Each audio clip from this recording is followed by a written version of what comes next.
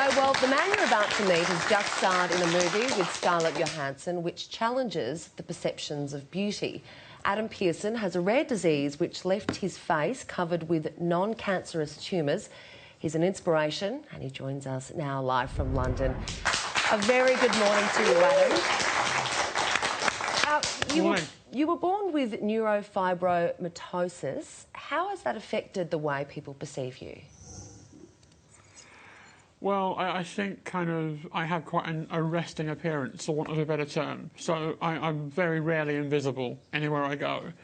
So people can kind of stop, stare, and a lot of it is just curiosity, but sometimes it kind of goes into ignorance. But now I've done the Scarlett film, so I'm now the guy from the film, or the guy from Studio 10. And it's great to have you as that guy, Adam. I wonder how in your, I suppose, earlier years, do you deal with people kind of looking and saying cruel things? Well, when you're really young, 6, 7, your life is literally just swings and roundabouts. I mean, my longest standing friendship is based on the fact that we both like the colour red, which is a bit weird. And then you hit that puberty, teenage angst age, and I think that's difficult for any kid, disfigurement, no disfigurement, disability, no disability. And I suppose the name-calling and the bullying at school just compounded that.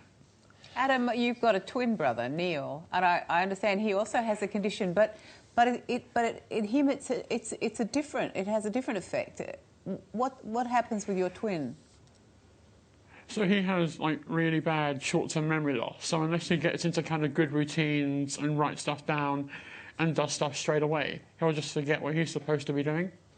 Adam, I'm amazed actually you're able just to when you talk about growing up and bullying and those sorts of things, you seem to be able to just brush it away. How are you able to do that?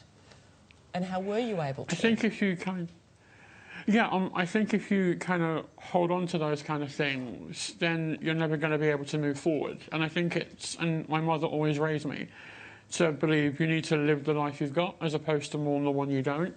And I can sit at home, hug the dog, cry and listen to Radiohead all day, every day, and it's not going to help or change the situation.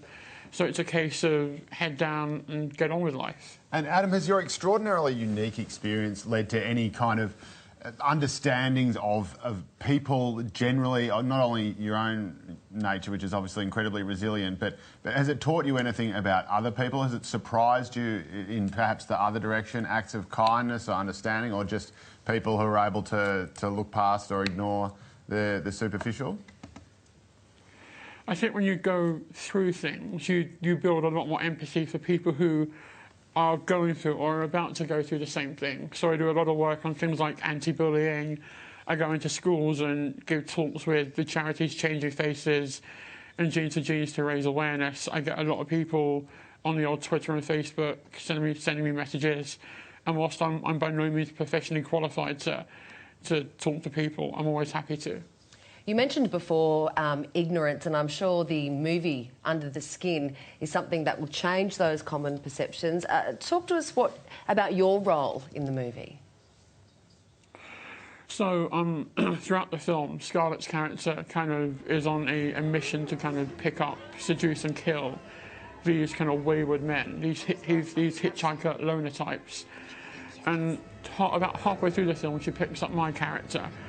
And it humanises her. For the first time in the film, she realises that she's human. And so I get picked up, seduced and let go. I had to run through a field in Scotland naked at 3 a.m. in November. It was so cold. I understand in Scotland that's actually quite a typical activity. It's what I've been doing anyway. They just filmed it. Adam, what an extraordinary life you've had. Tell us if there was one message that you would like to communicate about living with disfigurement, what would that be? That disfigurement isn't an exclusive club. Anyone at any point can be in an accident, fly headfirst through a car windscreen, be attacked in the street, and then your life could be changed forever. And in that situation, how would you want to be treated?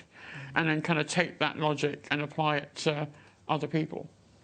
What an inspirational bloke you are, Adam. Thank you so so much for joining us on our little morning show here in Australia, Studio 10. It was really terrific speaking with you. And if you would like to know more, you can go to changingfaces.org.uk. Thanks again, Adam. Thanks, Adam.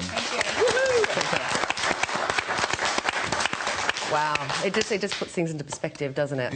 It is amazing. I'm constantly amazed. I've seen all sorts of people go through all sorts of life-changing things that you would think that would just cause the body and mind to just shut down. I'm always amazed at how incredibly adaptable and resilient the human animal is. I like the story that's in the briefing notes we got where he said, you know, his parents were out with someone or other and they said, oh, our boy's, you know, off to uni or whatever it was, and they said, oh, our boy's just made a movie with Scarlett Johansson. So there, take that.